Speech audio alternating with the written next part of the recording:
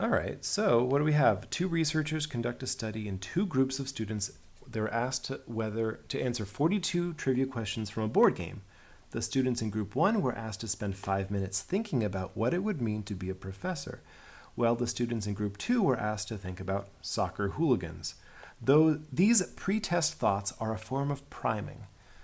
And this is an actual study that was done, and these results are similar to the results from the actual study, that priming with thoughts of being smart actually helps you to be smarter.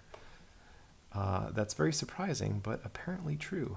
So the 200 students, so now we have the data. So we're asked to find a confidence interval for the difference in scores. So I'm going to go to StatCrunch.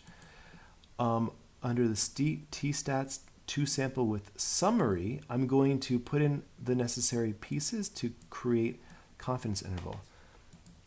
For the first sample, we've got a mean of 22.4 and a standard deviation of 4.3 out of 200 sample size.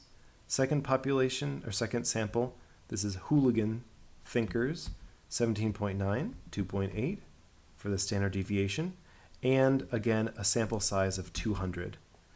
I'm not going to pool variances, and I'm not going to choose a hypothesis test. I'm going to do confidence interval. I'm asked to do 95% confidence level, so that's what I'm going to choose, 0.95. Click compute and see what I get. Let's move it over. We've got from 3.786 to 5.213. I'm rounding that up to 214 to get 3 decimal places. Hit enter.